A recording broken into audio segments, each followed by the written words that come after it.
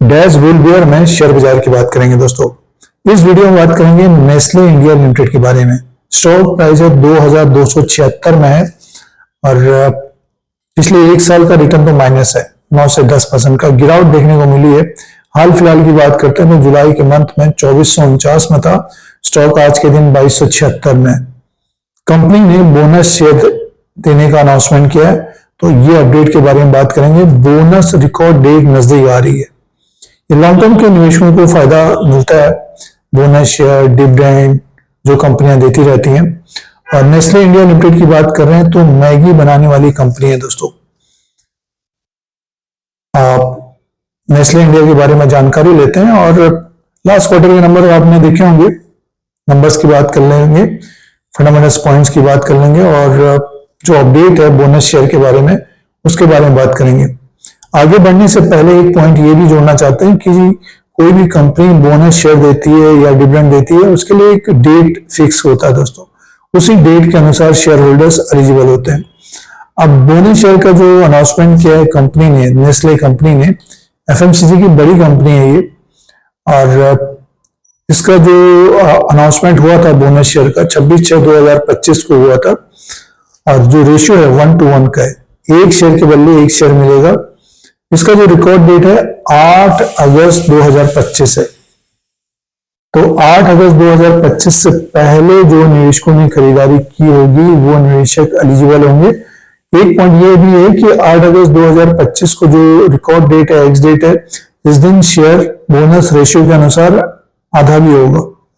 जो 1:1 का रेशियो है उसके अनुसार घटेगा भी, जैसे कि 2200 या 2300 में रहेगा तो आधे प्राइस में देखने को मिलेगा दोस्तों। निवेशकों के शेयर बढ़ जाते हैं, बट ये कि आगे आने वाले जो तिमाही नतीजे होंगे, बिजनेस होगा, उसमें ये उम्मीद जताई जाती है कि बिजनेस बढ़ेगा तो शेयर प्राइस फिर से ऊपर की तरफ जाता हुआ दिखाई दे सकता है। तो ये अपडेट है बोनस शेयर के बारे में। अपडेट है नेस्ले इंडिया लिमिटेड, जिनके पोर्टफोलियो में नेस्ले इंडिया है, तो उनको बोनस शेयर मिलेगा। एक के बदले एक शेयर मिलेगा रिकॉर्ड डेट के अनुसार और एक्स डेट है 8 अगस्त 2025। तो ये अपडेट है और बड़ा अपडेट है, बोनस कंपनी दे रही है। अब बिजनेस की बात करते हैं तो देखिए कंपनी का लास्ट क्वार्टर में जो बिजनेस रहा था नेस्ले इंडिया का, इसमें जो सेल्स था कंपनी का 5100 करोड़ का था। थोड़ा बहुत कम था ये मार्च क्वार्टर के हिसाब से जून क्वार्टर में, और प्रॉफिट था 647 करोड़ का। प्रॉफिट भी कम आया था दोस्तों।